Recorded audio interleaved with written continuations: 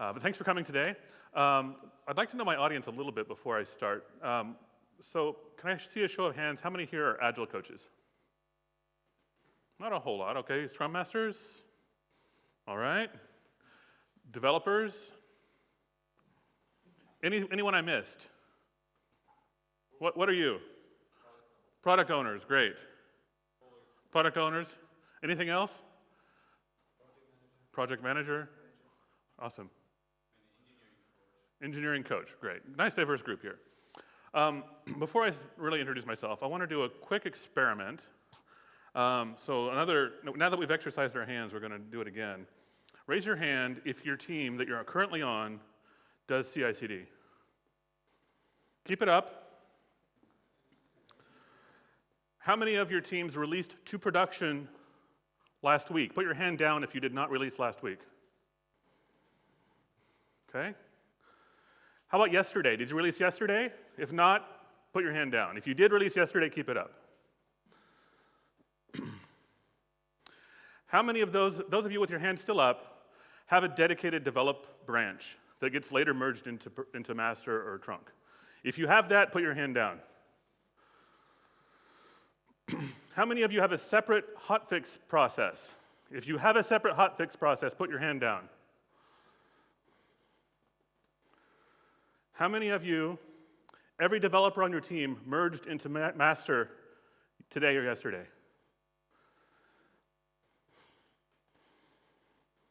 How many of you have pull requests that are more than 24 hours old? Put your hand down if you have a pull request more than 24 hours old waiting to be merged.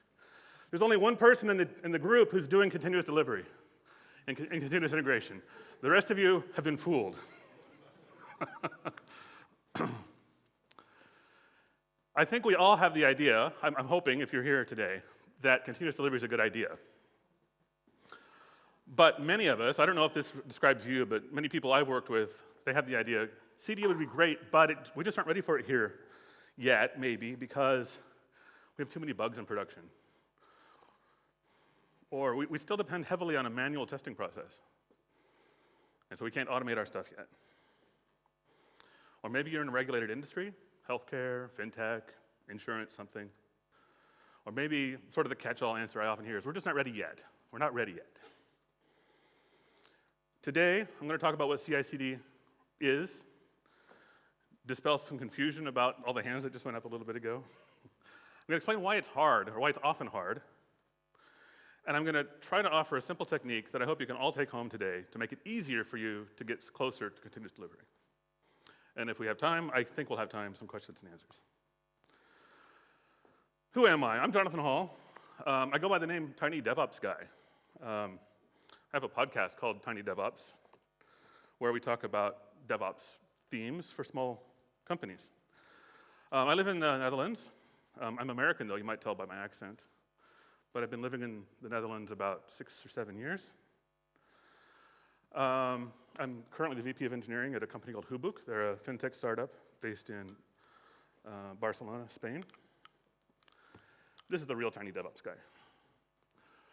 But he doesn't like to talk very much, and they wouldn't give him a ticket, so I'm presenting for him. I'm also a podcaster, as I mentioned. If you're interested in connecting with me on LinkedIn, or I'm also on Twitter, go to jhall.io. You can find all my contact details there. You can sign up for my daily mailing list if you're interested. But let's talk about the topic. What is CICD? So I think we all know what the acronym stands for, or the abbreviation. CI is continuous integration. CD is continuous delivery, or sometimes continuous deployment. But we get it wrong all the time. I mean, I just saw these hands go up, and then people telling me they didn't release last week. It's in the name. It's about continuous. The goal of CI and CD is to do something continuously. What are we doing? Well, delivering or deploying or integrating. So if you're not continuously integrating or continuously deploying, continuously delivering, you're not doing CD. And that's what all those silly questions at the beginning were about. And what about CI? What is continuous integration? That's maybe the hardest one to understand. What is integration?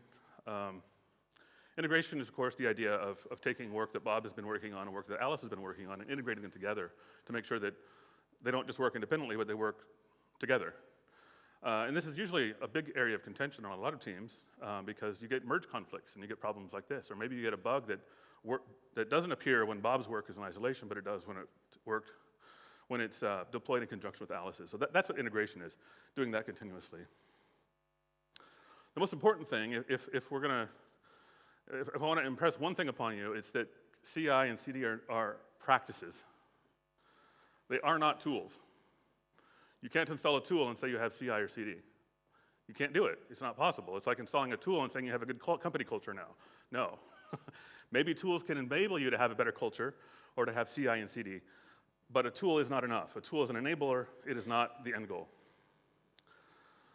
Who cares about this? Well, I think you might care since you're here today. I assume you read at least the title, maybe the description of my talk. But in case you're not convinced that CI and CD are good ideas, here's a small quote from the book Accelerate. If you're in engineering management, this is an excellent book to read. Subtitle, The Science of Lean Software and DevOps, Building and Scaling High-Performing Technology Organizations. And they observed through empirical research that continuous delivery improves the delivery performance and quality, and it also helps improve culture, reduce burnout, and deployment pain. So, I mean, I think CI/CD sounds kind of sexy, the idea of like automatically deploying things and things are all rainbows and sunshine when we hit merge, our code gets in front of our customers. That sounds good, but it's not just because it's fun, it's because it improves business outcomes. It improves quality for our customers. It improves morale on your teams. There's a lot of good reasons that CI and CD are good goals. If you haven't read the book, again, I highly recommend it. So we agree that they're good goals, I hope, or at least you'll pretend with me that you agree that it's a good goal. How do we get there? Why is it so hard to get there? So I was the engineering manager at the e-commerce department at Bugaboo a few years ago.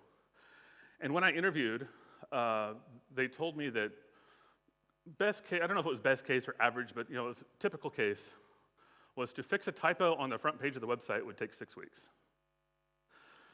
Because of all the steps it took, manual steps, re-merging steps, they did a bunch of Git cherry picking and other nonsense, but it would take 6 weeks to fix a typo on the front page of the website, or to change some tags for their Google Analytics, or whatever silly small thing they want to do. It could take 6 weeks. When I left, we were down to about 2 hours. I was there almost 2 years. And that's where I started to think about this process that I'm going to describe to you today. And since then, I've employed it at least 2 other companies, and I've talked to other people who've done things like this. So this is actually a very simplified version of the workflow we had at Bugaboo when I started. Because, this doesn't take 6 weeks. But this is basically Git flow, if you're familiar with that, in a diagram. The developer creates a pull request. Maybe they spend a few hours or a couple days, whatever, working on that. They merge it to the development branch. Then the QA team comes along and they do whatever their little magic is. They try to find problems and bugs. If they find some, they send it back to the developer, who maybe makes a new pull request to fix the bugs or to change the alignment or whatever. They merge to dev again, it goes back to QA. This process might repeat 2 or 3 times, depending on the complexity. Once QA is satisfied that they can't break it anymore, then we merge to staging. There it goes to acceptance testing, and what that meant at Bugaboo was the internal stakeholders, our content creators and branding experts and whoever in the company. This was sort of their sandbox, and they could play around. They could add new articles, mock articles, or upload new pictures and see if things looked the way they wanted. And occasionally they would send that request back to the developer, and then the process starts over again. Developer makes a pull request, QA tests it back and forth a few times, and it gets to the internal stakeholders. Once everybody's satisfied, then we would merge to mainline. We were using Git, so I guess it was master back then. That was before it was renamed to main. Then somebody would write some documentation, I guess, sometimes, hopefully. And then eventually, after we batched up several of these, approximately every 2 months, we would do a deployment to production with our customers finally able to see the results of our months of effort. But if we want continuous delivery, we probably want something like this, right? We want a pull request, and then a bunch of automated tests to just do magic for us and tell us if things are good or bad, just a green or red or thumbs up, thumbs down. Then we can merge, and then we're done. And we'll figure out the documentation somewhere. But that's a hard leap to make, I think. Has anybody tried to make this leap? Are you familiar with that big cloud of confusion in the middle? I'm going to try to offer you a way through that cloud of confusion today. The obvious approach that I think most people take, or at least most people think of, goes something like this. All right, we're in that first stage. We have all these branches. We want to fix things. So we're going to spend some time writing a bunch of automated tests. We're going to automate those QA people out of a job. And then we're going to get those set up in a CI tool, continuous integration deployment tool, Jenkins or GitHub Actions, something like that. And it's going to run on every code change so that we're confident every time a developer makes a change, we're good to go to production. And then we'll keep doing this till everybody, management, the team, stakeholders, the investors, customers, till everybody's confident in our process that it's good enough, that it's better than those humans that are doing that job. And then we're finally going to break open a bottle of champagne and we're going to automate our deployments. Look familiar? What's the problem? How many tests are enough? In my experience, writing enough tests actually never happens, or if it does, it takes months or maybe years to accomplish. I mean, writing enough tests to replace our QA engineer, Bob, that's a big task, because he's really smart, and he can do a lot of things that our scripts can't do. And then there's always these new features that we have to be solving, too. I mean, I know that every developer in here wants to tell the management, stop sending us requests, we're going to automate things right now. Give us 6 months to automate things, but nobody gets that, or I've never met anybody who gets that. And then confidence is never achieved as a result of all this. So that step of convincing your manager that we're ready now, that just never happens. And that leads back to the common argument I hear, we want to do CD, but we're not ready yet. And then fear, uncertainty, and doubt, FUD, takes over. And then we all get discouraged, and then we go back to the stage where we're like, yeah, one day, maybe we'll do CD. I want to make it easier for you. Before I tell you my solution, or a step towards the solution, what would an easy or a good solution to this problem look like? I want you to think about this. I'm going to ask first, there's a small enough group here, I think we can actually do a little interaction. I'll give some of my ideas, and if you have others, raise your hand and we'll talk about it. I think a good solution to this problem would not require a huge upfront effort. We shouldn't have to spend 6 months or 2 years writing automated tests before we reap the benefits. There shouldn't be this big upfront effort. We shouldn't have a leap of faith moment. There shouldn't be a moment where everybody's sitting on the edge of their chair. Is it going to work? Is the deployment going to blow up tomorrow? I don't want that either. Ideally, we could adopt this approach piecemeal, one bit at a time, and we could experiment. I mean, I don't know how many development teams are represented in this room, but I'll guarantee that not 2 of them have the exact same requirements for their CD system. So you want to be able to experiment what works for you on your team that's different than what works on your neighbor's team. And you want to be able to revert things that don't work very well. I mean, that's kind of what Agile's about, right?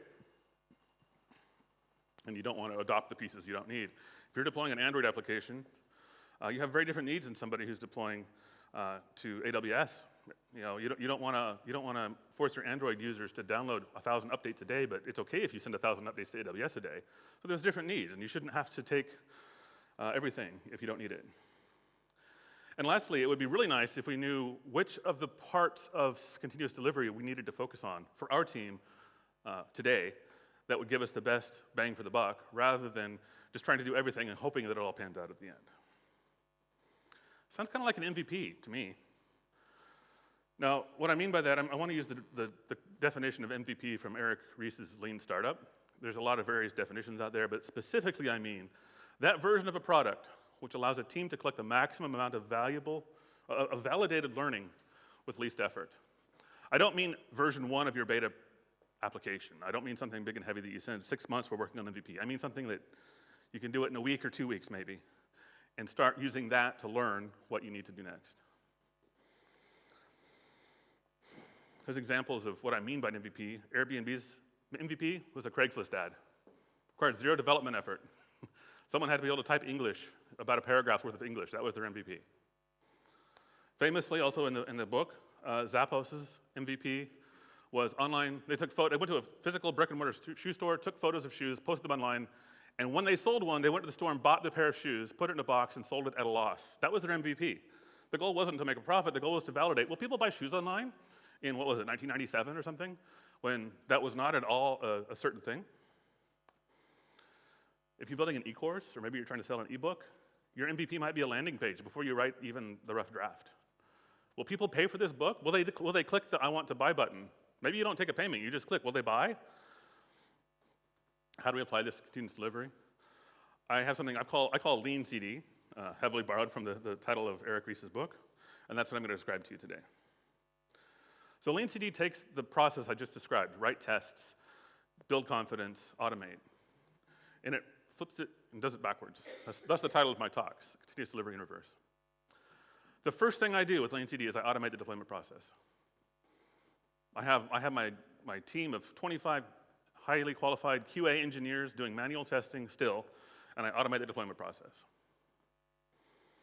Then, after I've automated the deployment process, then I write tests, if I want to. I hope you want to. There's a lot of good reasons to write automated tests, but you don't need to do it first. So my deceptively simple rules for lean continuous delivery. First, automate the deployment process. Then second, reorder all of your steps so that the manual work happens before you hit merge. This is the most important slide in the entire presentation. You can leave after this one if you want to. Then you iterate on your workflow and improve things. That's the agile process right there, number 3. Let's be agile. I could have just shortened that. So first you automate your deployments so that when that merge button is hit, software is deployed, if not to customers, because your business doesn't require that, at least to at least continuous delivery so that you have built a deployable artifact. Maybe it's an Android APK file or an iOS package or a Docker image, whatever your application needs. Every time you hit merge, from the moment of hitting merge by the developer, everything else is automated to the point of a deployable artifact. If possible, to deployment in front of your customers. That's the difference between continuous delivery and deployment. But at least you have built your automated deployable artifact.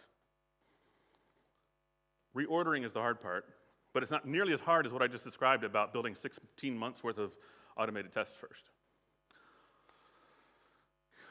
Here's the workflow that we adopted at Bugaboo. We have a pull request, and then we had QA and acceptance testing happen on that unmerged artifact, on that pull request.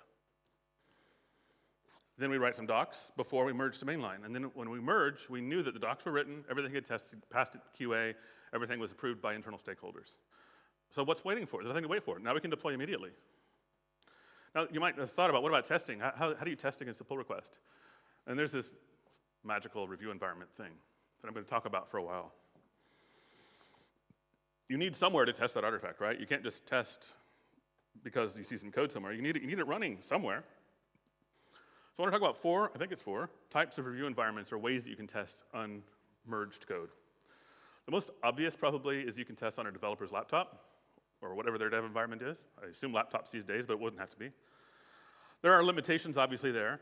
It's hard to do a sprint demo on your, you can do a sprint demo on your laptop. It's hard to let a customer do a user acceptance testing on your laptop.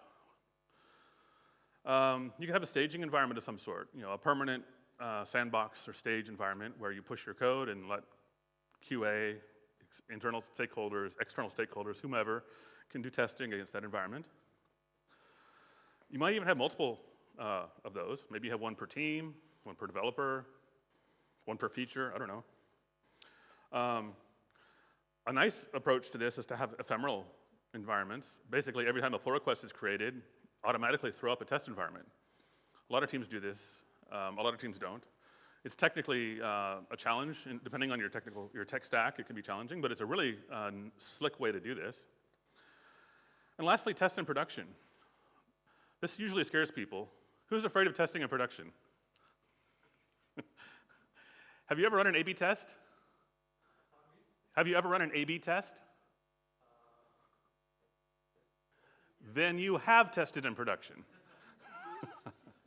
Test in production doesn't have to be scary. A/B testing is a form of testing in production. That doesn't necessarily mean that you're pushing unvetted code at all into production. It just means that some tests are safe to run in production, and the ones that are, maybe you want to do that. I'm not going to talk a lot about that. That's a really fascinating topic, but I want to focus on the review environments right now. If you're using Git flow, or the previous diagram I showed with the multiple branches, the develop, stage, and master. This is kind of what it looks like at a different view. This is the Git level commit view. This is what we had at Bugaboo. So master at the top there lasts forever. The developer creates a feature branch, here the blue. They merge to staging, the yellow. QA says there's a problem, so they come back and add a new commit, and they push that to staging. It's probably more complicated, because you probably have 5 or 6 developers all working on this, merging into staging. Eventually, staging gets the rubber stamp, and we merge into master, and that's when we deploy. That's what was taking 2 months at Bugaboo. If you already have this, you're in great shape, because it's really easy to change from this to what I just described, and I'm going to show you on the next slide. Watch closely. It's a very subtle change. The only difference, you don't even have to change your Git rules at all, really. Your GitHub or GitLab or whatever rules, they can keep working the same way. Your developer creates a feature, they merge to stage, or they force push to stage. Your QA, your internal stakeholders can do all the testing they want. When you're done testing, you can just essentially delete that branch or overwrite it with the next change you're testing. Then once you're ready, here, you merge to master. Does that make sense?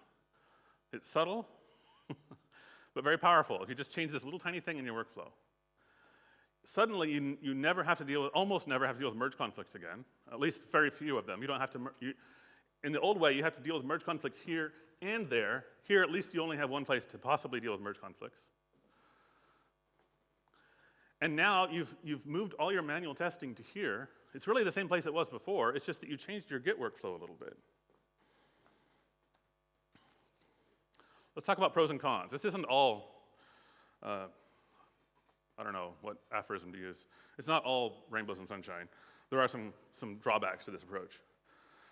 This is slower than local testing, naturally. I mean, local testing is kind of the fastest possible way. You can test on your local machine, no network involved. And it can become a bottleneck very quickly. If you have a team of more than 3 or 4 or 5 people, and you're all trying to use one staging environment like this, it becomes a bottleneck.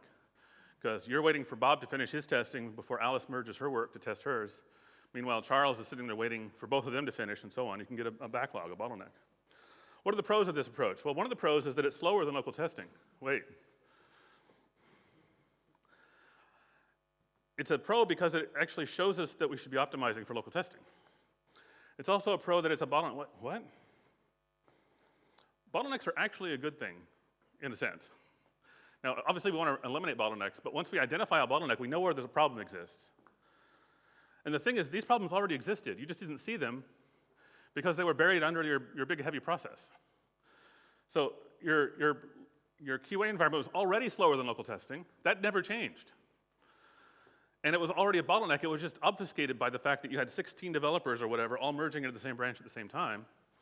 And you couldn't pick out which feature was slowing things down. It wasn't nearly as easy to do that. All you've done here is made these problems more visible. So the real pro is that it makes your problems more visible. When you find a bottleneck, it's a cue to improve something. So how can we solve this bottleneck? I'm not going to tell you the answer for you. It probably is a combination of these things, but these are just some things to get the ideas flowing. You could add a new review environment. If you have one, add a second one. Get your infrastructure team or whoever knows Kubernetes or whatever tool you're using, get them to set up a copy of that. So you have 2. And now Bob can use preview environment 1 while Alice is using preview environment 2. Ephemeral environments are great for this. If you can get 1 per pull request, it's really easy in Kubernetes, depending on your tech stack, of course. You can do it on AWS. I've even done it with static websites. You can do it on almost anything. At Bugaboo, we did it with a big Java application that, I don't remember, it was a huge thing, but we did it. It took 20 minutes to spin up each environment, but every pull request got its own environment. You can also reduce the load on this environment by doing more local testing on local dev environments, build better unit tests, so you need less testing in a production-like environment. You could lean more heavily on testing in production. Maybe some of the things you're testing would be safe to merge to production and test there behind a feature flag or with A/B testing or something like that. Pick and choose. Usually, you're going to want some of each of these. Another thing that this helps with is, or another thing that helps you with this, is working in smaller batches. I think we've all heard this somewhere single piece flow from Toyota production system, and so on. But this is really where it starts to shine if you're doing continuous delivery, continuous integration. Smaller batches are less risky. If I spend an hour writing a bug fix and merge it immediately, there's less risk than if I spend a week writing bug fixes and merge them all together, right? Because for one thing, it's more obvious if something goes wrong, it's more obvious that, it was that one thing I did. Second, there's just fewer changes, less time between unknown and merging. They're easy to review. Who likes reviewing really long pull requests? I need to hire you. I don't know, I send a 5,000-line pull request, and it just sits there and rots. If I send a 50-line pull request, or even a 5-line pull request, boom, it gets through, I can merge it, I'm done. They're easier to test. Who wants to send a 5,000-line pull request to Bob in QA to test it? What does Bob think when you do that? What if you say, hey, Bob, I fixed this one little thing. Remember that place where that glitch happened? I fixed just that. That's the only thing I changed. Would you test and make sure it's done? Oh, sure, no problem. 5 minutes later, it's done. I can merge it. It's easier to revert. We forget about this a lot. Reverting is something to think about when you write code. And here's the prototypical example. You spent a week writing a new feature. It's great. It's amazing. And meanwhile, you discovered 3 bugs. You fixed them at the same time. Now you've merged it all. Everybody's happy except, the customer decided they don't want that feature. We're going to remove it. Oh, now those 3 bugs are broken again, too. If you merge each thing individually, you can revert that new feature request without reverting your bug fixes. And perhaps most important for the topic of this talk, small batches help to reveal the true nature of your bottlenecks. When everything's lumped together, you can't really tell where the problem is. You ever been driving on the highway and everything slows to a crawl, and then 10 minutes later, it just opens up and you don't know why? Like there was no accident there was no road construction, it just opens up.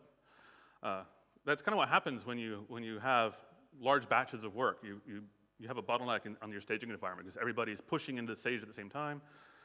If you break your work down into smaller pieces, you still have the bottlenecks, as I just described. The problems still exist, but you can identify them now, and then you can work to solve them.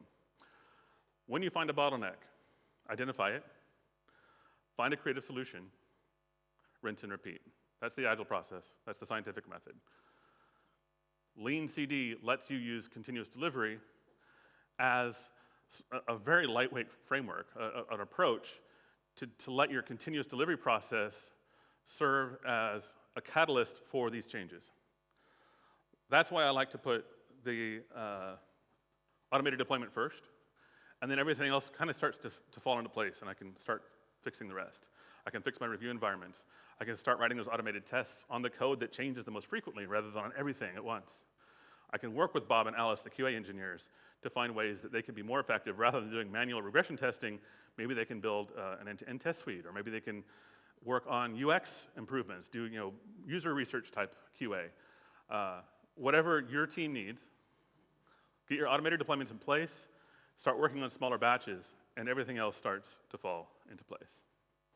This is what I do professionally. If you need some help, I'm starting a 4-week program in just a few weeks, October 3rd, called Lean CD Seminar.